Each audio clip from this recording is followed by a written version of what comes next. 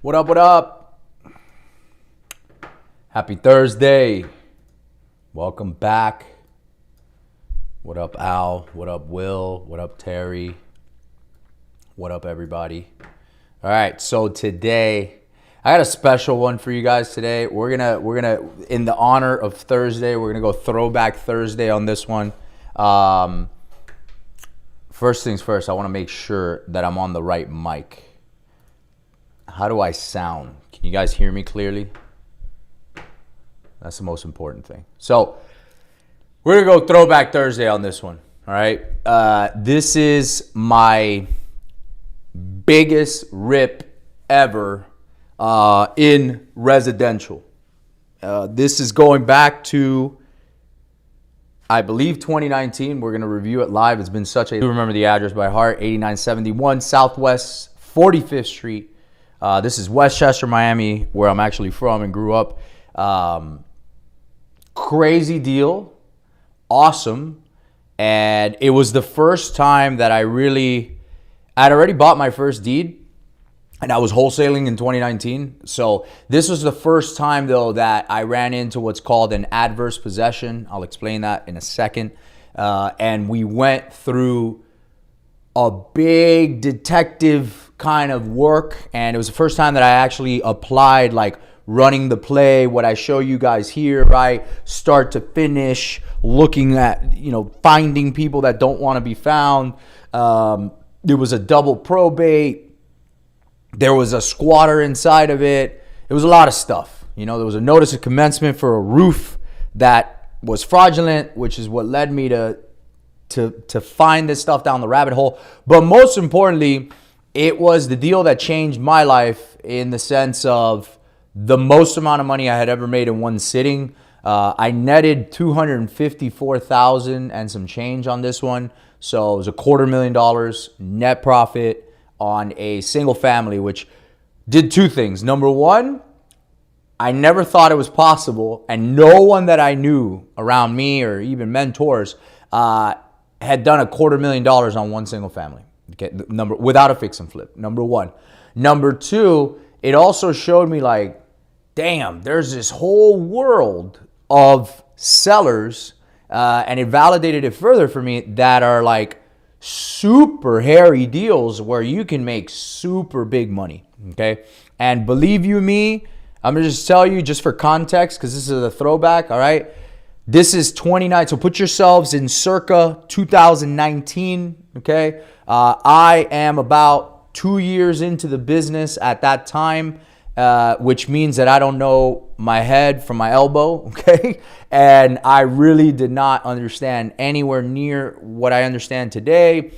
I was wholesaling, struggling, all right? Definitely on the struggle bus. And what I mean by struggling was just, dude, the grind. I was really in it. We were cold calling. We had just started some direct mail. We were still door knocking if we needed to find somebody. Like, we were self-generating leads. It was a lot of grounding and pounding. Again, it's where I built most of my skill sets. But what I'm trying to say is, if you are in that place in your journey right now, first of all, awesome. You got to go through it. Second of all, you can do these types of opportunities exist if you're willing to look at things differently, and if you're willing to go for it, all right, and not quit. Because this deal was available for everybody. I'm not special.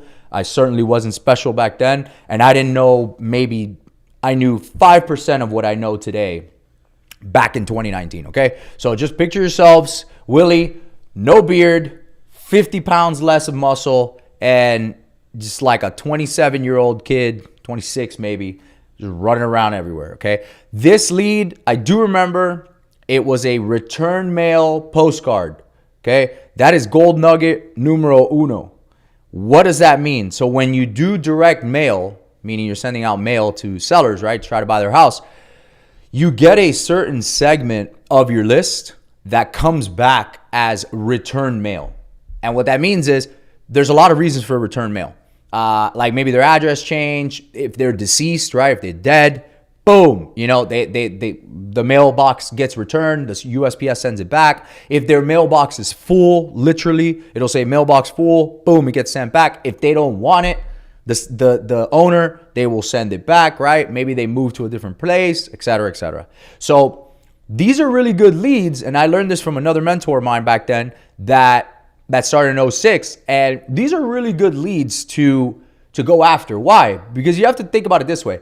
These people that you're mailing do not want to be found. Why? Well, their mail's coming back, right? So they really do not want to be found, which means that they're probably hiding from a lot of people, which means they're probably not answering their phone, which means that they're probably not calling anybody back from direct mail, which means that they got big financial distress.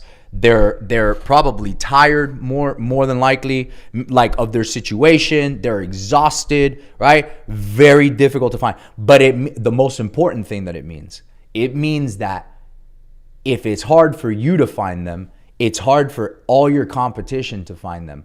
And we all know that most people are not going to do the work required, the extra work, to find these people. So since I was broke back then and I didn't have any money, you have necessity and you have hunger. And I remember saying, dude, we'll just work these return leads harder than anybody else. And that means that there's no competition, which means we should get a great deal. Turns out we were right, and this is that story. Okay, so I'm gonna show you the listing. I'm gonna show you what it looked like when we bought it. I'm gonna show you what it looked like when we sold it, which was the same. We didn't do anything. We finally started making phone calls. Direct mail starts this week. Let's go. All right, Will, what's up, man? Diablo, si se puede. That's right. Gabo, damn right you can. All right. We sold it as is. Yeah, here's a crazy part, guys. This is another crazy part that I forgot. This is 7 years ago, guys. So bear with me. I'm getting my memory jogged as we go. But I also remember that we left another like 150 grand on the table. So we did not convert like another 150 grand. It wasn't because we weren't trying to. I promise you, it was because we didn't know what we didn't know. So although we made $250,000 on this deal, we left another 150 just because we didn't know that it was there. Okay, does everybody follow me on that? So it's really awesome to make $250,000, and I'm super grateful for it. I'm just saying the guy that bought it from us, which was a cash buyer, ironically his name was Willie too, he made another 150 on top of us like 2 months later. So that was kind of a gut punch to see, but it was a good lesson back then to see and say, wow, damn, we could have made even more money. So in reality, this deal could have been like 400 grand. We're not complaining, right? But just goes to show you, you're not always going to know everything, right? You're never going to know everything, as a matter of fact. So look, let me pull this up too on the property appraiser, just because I really want to illustrate this and walk you through this. So Miami-Dade, property appraiser. Here we go. It's crazy because I grew up like 10 blocks away from this house, funny enough. Okay, so it was a corner house, all right? God, this is bringing me flashbacks, dude. It's crazy. 3.2, 2,000 square feet. Remember it, no pool, right? Remember it like it was yesterday. Now, obviously, guys, keep in mind, I transacted on this. You can see right here, right? 120 to 526, which in reality, that, excuse me, that wasn't true. We actually sold it for 364, if I recall correctly. He ended up selling it to himself, like doing some kind of play. He bought it and bought it in another LLC so he could get hard money financing so they could pay for the rehab, and then he reflipped it, right? The house today, and this is the part that's crazy. I bought this house for 120. The house today is worth at least 800,000. like on a bad day, right? So it's 7x since, obviously COVID, right? This is pre-COVID. This is 2019. So it grew a lot. That market has grown a lot, right? Freya LLC was my old company, Florida real estate acquisition. It was too long to say, so we made it Freya. That's me. Daniel Tucker was the heir, okay? Mark Tucker and Larry Tucker were the decedents, and I don't know who owned it before that. Oh, yeah, his father owned it before that, okay? So let me walk you through this.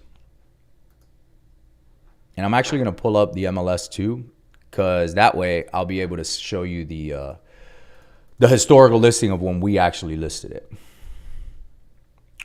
An additional 150K without swinging a hammer. Yeah, so what he did was, so there was a code violation, which to us at the time was like a big deal. Again, we didn't know what we didn't know. And he knew somebody at the city, cost him probably $2-3 grand to solve. He fixed it, got rid of the violation, made it financeable, closed out a permit, and then he just slapped it on the MLS. And the wild part is that the squatter who was living in it was a professional squatter, the adverse possession claimant. This dude thought he was going to end up owning the house. And all right, so let me back up for a second. Let me back up. What is an adverse possession? Okay, so an adverse possession exists in a lot of states. In Florida, this is what it means. If a home is sitting, or a piece of property, primary residence, is sitting, and property taxes are due, meaning somebody hasn't paid property taxes, a person, any person who's not a family member, can come along, pay the property taxes for 7 consecutive years, live in it, and file a claim called an adverse possession.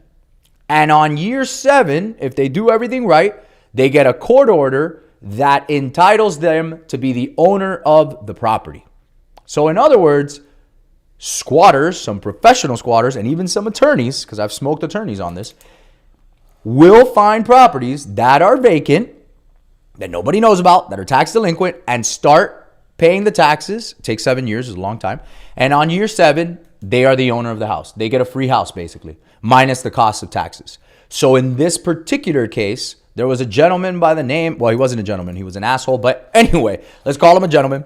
His name is Rene Blanco, okay? He was a, let's say, scumbag, okay? He really was a nasty person, and I'll tell you why here in a second.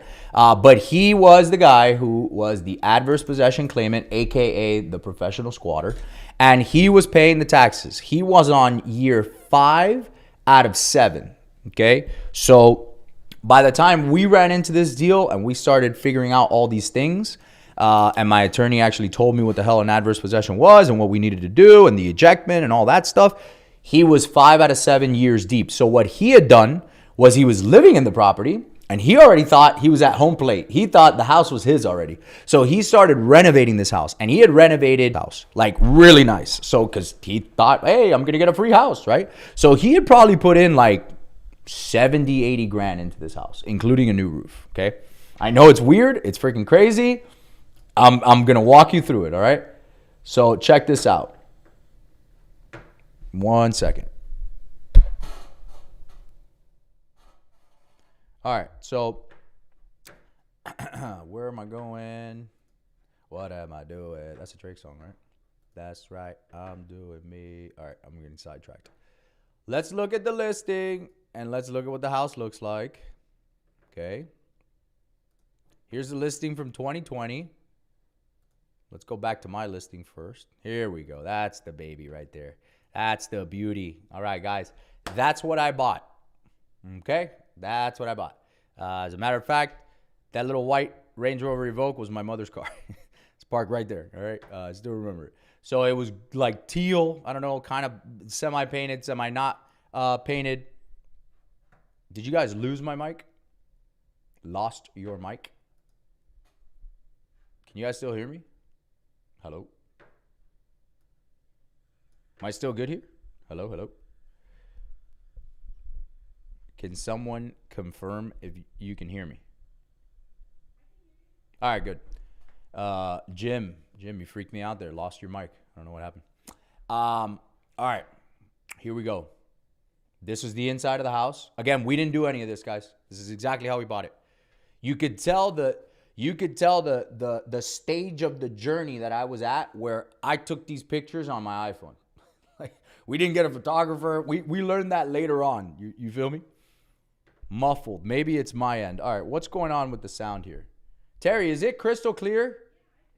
All right, perfect. Yeah, guys, I don't know. Maybe it's your side, but thankfully the mic is working. So I just want to make sure that it wasn't too loud. Okay. All right. Well, hopefully that's better. Here we go. So let's keep going through the rest of the pictures. This is what it looked like. We did not do this. We did sell it like this. This is unfinished drywall, right? There's no texturing done, nothing like that, okay? We did not put this mini split into it. We left it as is. This was the kitchen, just tremendous farm sink he had going on there. So anyway, again, we didn't do any of this. This is how we found the house, okay? Now, this is what ended up being sold by the, yeah, it was a gift given to me. Yeah, and look, to be fair, we had been grinding for 2.5 years at this point, and we were really working hard, man. I could tell you, like, really. So I think God just kind of, bam, rewarded us. But we also, dude, it took us a year to do this entire deal. From, like, when we got the lead, all the research, and again, it took us a year because we didn't know what we were doing, right? Like, the stuff that I can teach you guys today, I learned through deals like this. But this was, like, really the first time that you're learning this stuff. So of course it takes you a long time, right? A lot of trial and error, a lot of talking to different attorneys, talking to different people, right? So that was the stuff, and that was really learning it in OJT, right? On the job training. So this is what the gentleman who bought it from us sold it for. Again, he didn't do anything crazy. He also took, not so good pictures. Mona, I can hear you crystal clear. Beautiful. Here's the kitchen. You notice that he didn't do anything to it. Same door that we popped the lock on. That was the same room. He finished up the painting and the texture. The floors were the same. He put windows on it. Fine. That bathroom was there. I remember that. He did do some landscaping. It wasn't terrible, but I guess he put new grass. But anyway, so that's what he sold, right? So if you notice, he sold for $540. Took him 12 days to get here. And Antonio Outlet, nice realtor. That was his realtor that he was representing him. He sold it for $540. Okay. Now going back, he bought it from us, remember, for $364, if I'm not mistaken. Here we go.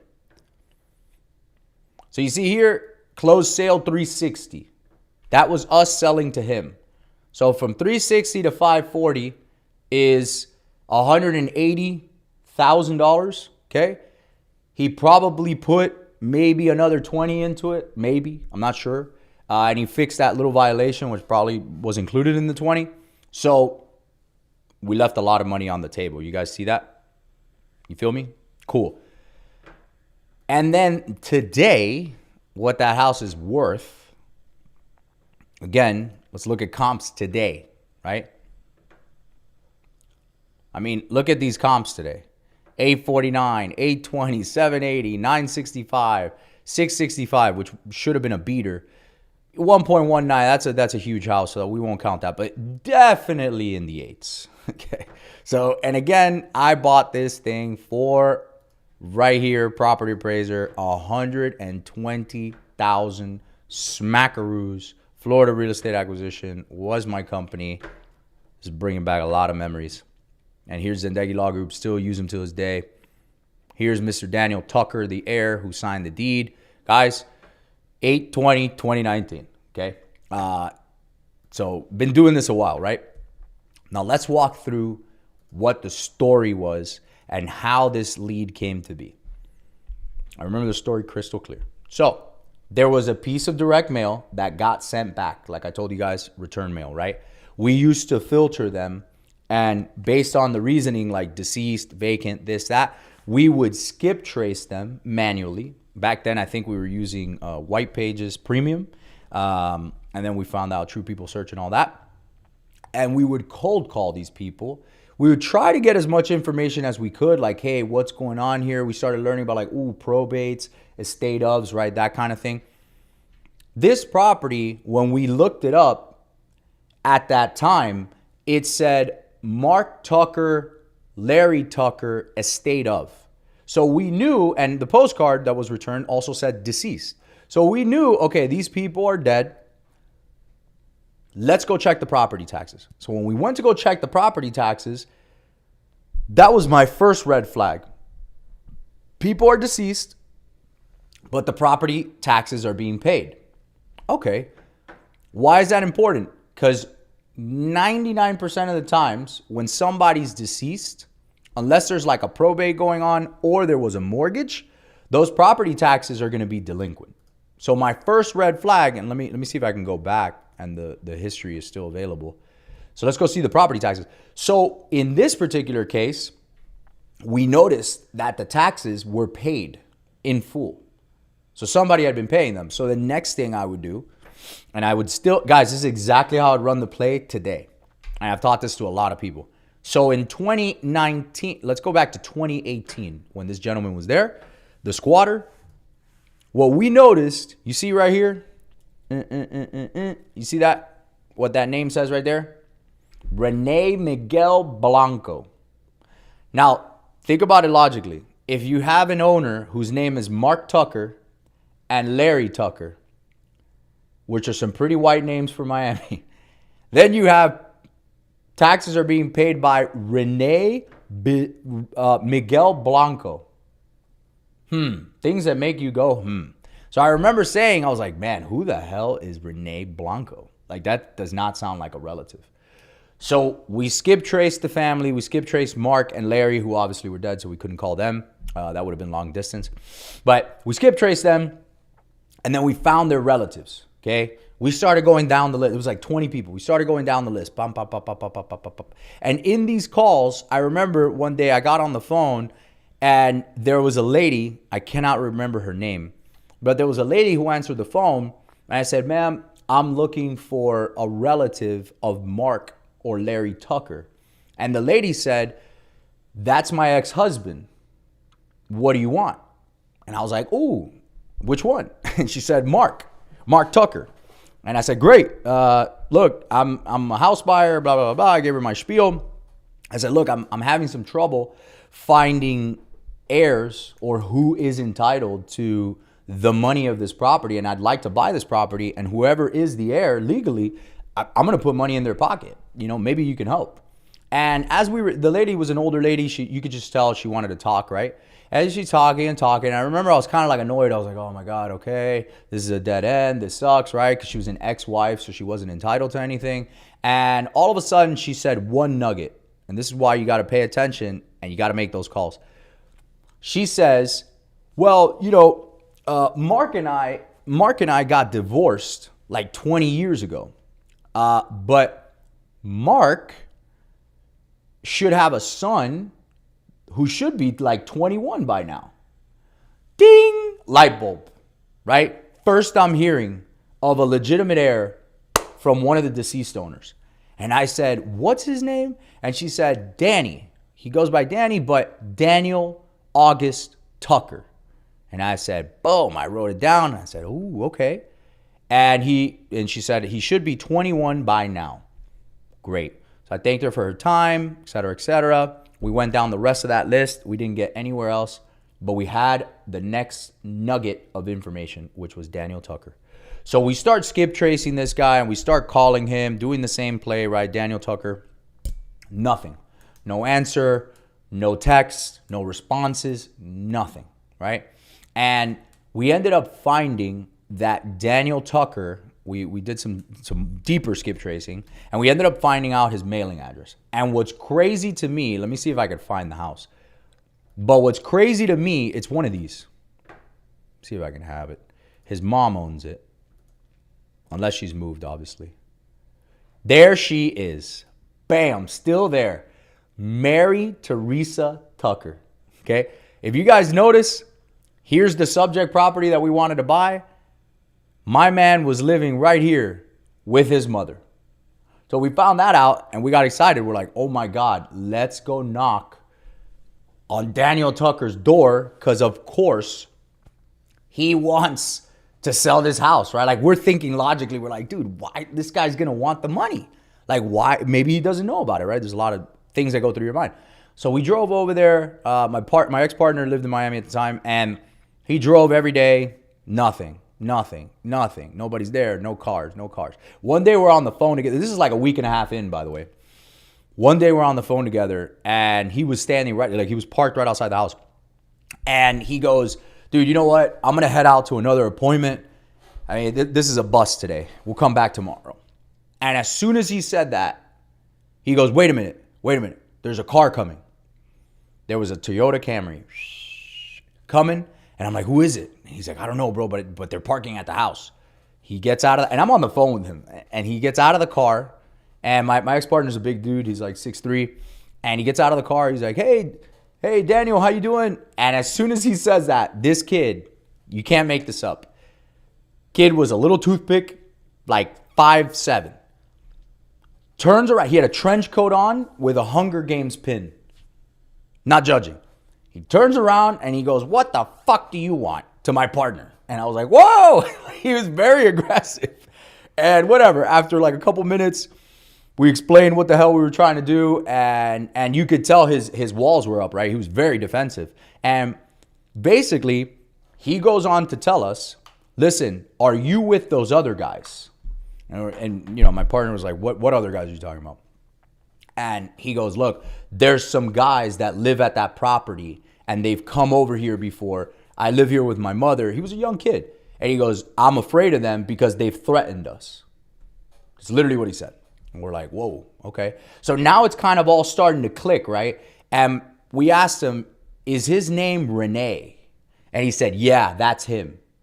And we said, look, we know of him because we know he's been paying the property taxes, but we're not affiliated with Renee at all. As a matter of fact, fuck that guy. That's basically what we're on this kid's side. And we're like, look, we can buy this house. There's a legal way to do this. Blah, blah, blah, blah, blah. There's a whole process. And he was kind of still standoffish, rightfully so. And he said, look, I'm going to talk to my mother about it. And if she says it's okay, then I'll give you a call. We left it there. A couple days went by. We get a call. And he said, my mother would like to meet with you at your attorney's office. I said, boom, done. We called our attorney. We're like, listen, this is the situation. We got this deal, blah, blah, blah. The attorney, the mom wants to come to the office to meet you as the attorney, and we need to seem legit, and blah, blah, blah. And this kid is scared, blah, blah, blah. And he said, yeah, no problem. So we met the kid with his mother at our attorney. We didn't have an office at the time, by the way. That's why don't ever let anybody stop you. Don't ever let not having an office or anything like that stop you, or not having a business card or anything like that. This is real world people. We sat with him in the conference room. Our attorney was able to okay, these guys are legit, blah, blah, blah. We walked him through the process. We ended up agreeing to a price, $120, which was, again, a steal of a deal. And we knew we were going to have to do the probates. We knew we were going to have to do a lot of legal work. But he signed, which was awesome. That took about 3 weeks to getting that contract signed. At the time, we didn't even really know what deeds were. But we got the contract signed. We start the probate. And at the same time, we ended up starting what's called an ejectment. It was an ejectment because he wasn't, it was an unlawful detainer. Correction. So here's another nugget for you. There's 3 types of evictions, at least in the state of Florida. There's an eviction, which means a tenant is delinquent. A tenant with a lease is delinquent, doesn't pay. You file an eviction to get them out. Then there's an ejectment, which is usually a squatter that needs to be removed. Never had a lease. Then there's an unlawful detainer, which is a little bit different. And it basically means that somebody is in possession of your property, that you never gave them possession of their property. It's a lot more aggressive, and you're removing them out legally. So again, eviction, unlawful detainer, ejectment. 3 different types. We did an unlawful detainer. We did not know what we didn't know. And all this kind of took us almost a year or so between the 2 probates. And this kid, Renee, ended up fighting us and going through the legal system. And he actually started to fight back. He hired an attorney. The attorney was trying to claim, he paid 5 years of taxes and he's owed that money. This is unjust enrichment, which means technically, he put up the money to pay the taxes. He improved the property. Imagine that. The law works like that. You're a squatter. You now have put work into a property illegally. You've renovated the property, and now you're asking for your money back. That's wild to me, but it's called unjust enrichment. So we were learning about this legal process. I actually went to the hearing because I thought it was so cool and I was newer. So I went to the hearing. We sat there. He didn't show up. He didn't even show up to the hearing. The judge, his attorney was there, and the judge judges usually do not like squatters and unlawful detainer claimants because they just don't like it. They think it's scummy. They don't like it. And of course, they're always on the side of the legitimate heir, which we had, which was Daniel Tucker. And we pleaded our case, and the judge said, and this was around December. So the judge said by January 5th, if I remember correctly, he needs to be out. And here's your writ of possession. I literally walked downstairs to where the sheriff's office was, and I paid the expediting fee. Back then it was like $1,000 in Miami-Dade County. Boom, paid the expediting fee. And we were in queue for January 6th, I think it was, like the next day. And this is the part that gets crazy. So when we're all excited, obviously, January 6th rolls around and we're driving over there. We're meeting the sheriffs, right? We're thinking we're such hot shit. We're meeting the sheriffs over there. My ex-partner's dad was a retired cop, so he came with us. He ended up knowing some of the cops. Dude, it was like 6 cops who were going to go to this house. We get there, the police officers, they're like, where's your writ of possession? I'm like, here you go, sir. Boom, perfect. All right, do you have the key? No. Do you have your locksmith? Yes, got it. Got the locksmith. We get to the door. Giant freaking door, impact, hurricane-proof door. The locksmith is like, hey, dude, I'm going to have to drill through this because these doors are serious. And I go break the door. And the door didn't work. So I ended up going to the side, and there was a little window. And I told the cop, I was like, listen, I'm going to climb in through the window and unlock the door, and then you guys can do whatever you want. And he's like, look, it's your house, man. If you want to break the window, break the window. So we broke the window, got in through the door, unlocked it. The cops were like, all right, get out of the way. We're going to clear the house. They cleared the house. All that excitement, all that angst, and this guy has been threatening us for a long time.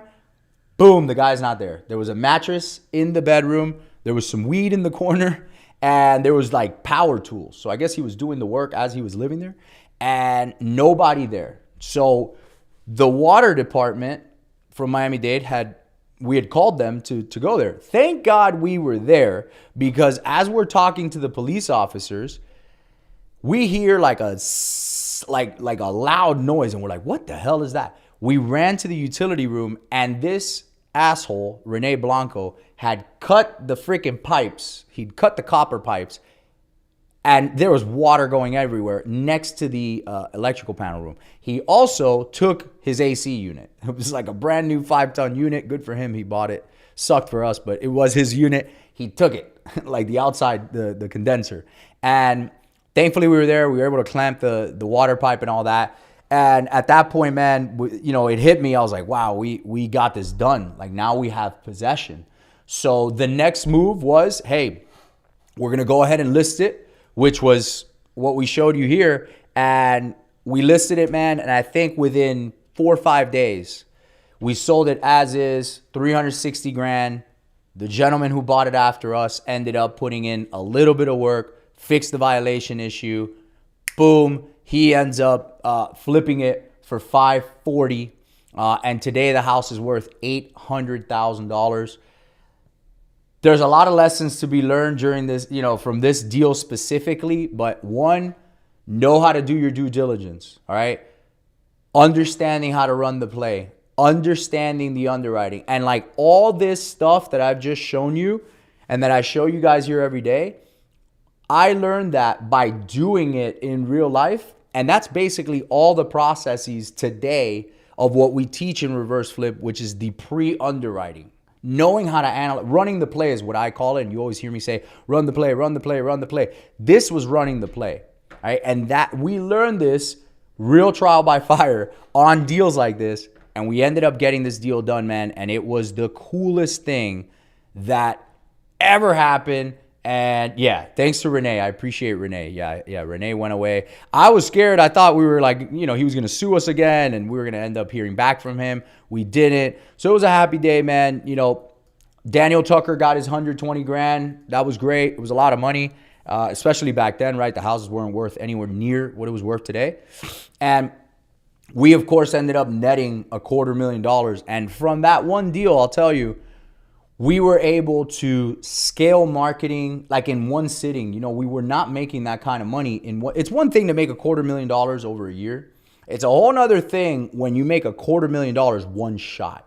Like, we were able to clear off all credit card debt. We were able to hire our first 2 hires, cold callers. We were able to scale marketing, do more direct mail so we could do this. And we were able to have some money in the account, more money than we ever had before. And that's what really scaled our business and allowed us to keep going. So another lesson I would teach you from this is, I teach this to like the newer people in the industry.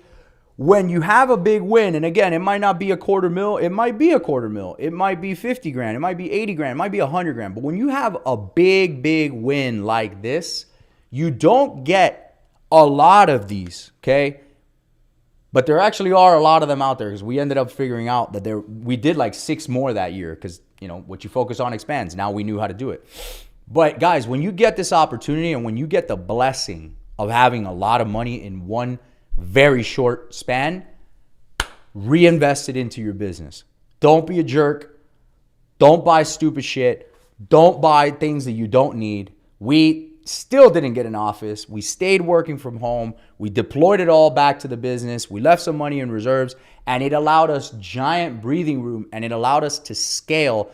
That probably would have taken us 2 years to scale to there, and we were able to scale within a month or 2 of that money being able to be thrown into our business, and we grew from there. So this deal will always be special to me in that case, but it also taught me so many lessons. And then I went on to run this play with so many other deals, and now we were looking for adverse possessions. Now we reverse engineered it. We said, well, whoa, how many more of these are there in this county, in Miami-Dade County? How many more are in Florida, right? So we started going after deals differently. We were able to structure deals differently. We learned a lot of lessons too. We should have gotten the deeds up front. We didn't know what we didn't know back then, right? We should have made an extra 180, 150, whatever it was. We didn't know what we didn't know, right? So again, we got so many things wrong, and yet and still we were able to make $250,000 on a deal like this. And this set us up for success for the future. And it really put us on a different level in terms of skill set in our marketplace. So does anybody have any questions on this deal? What happened with the late uncle's portion of the property? That's a really good question. So check this out. And I'm glad you caught that. That's really sharp. The uncle died before Renee's father. So they were both on title. So what happened was the uncle didn't have any children. No heirs, nothing. So the uncle's interest went to Renee's father, and then Renee's father died, and Renee was the only, or not Renee, I'm sorry, Daniel was the only heir of his father. So his father ended up getting his uncle's interest because his uncle died before his father. His father passes away, and now Daniel got all that interest, so he was 100% owner, which is why he was entitled to all the money. But that's a really, really good question, and it was one of the things that we found out during the deal in the process. So great story. Thanks to Renee. You have a great education. Absolutely. Coño, that play is a nugget to see. Renee was not a fit. That's being persistent. I appreciate it, brother. Yeah, it definitely was, man. And it also, dude, it validated us. Like, I remember, things are public record, right? In our business, especially in Florida. Like, guys and girls started finding out in our industry that we had done this deal. And of course, they see 120 to 360. They're like, what the, And, we got more deals from that. People started approaching me and us and, hey, how the hell did you guys do that? What are you guys focusing on? And then, many years later, it ended up becoming a real strategy, and reverse flip was born, right? Basically out of this deal, I would say. So, dude, you never know what you're going to find. If I never would have worked direct mail, which is crazy to me, I would say 98% of all investors in America do not work their return mail. There is platinum sitting in the return mail. Until this day, I would still work return mail. So, guys, a lot of lessons here, a lot of nuggets. I hope you enjoyed it. I hope you got a lot of good education out of this. As always, use the barcode, submit your deals. You can submit any deals, and I'll do live deal review. Tonight is our webinar, 6 p.m. If you haven't signed up yet, be there. I'm going to be going through Gloria's deal in New York from a dead deal to $300,000, and then there's a VIP session after that. So if you want to get the link, my team can send it to you. If not, go to my story, and I'm sure it's there as well. Appreciate you guys. I'll see you guys tomorrow. Peace.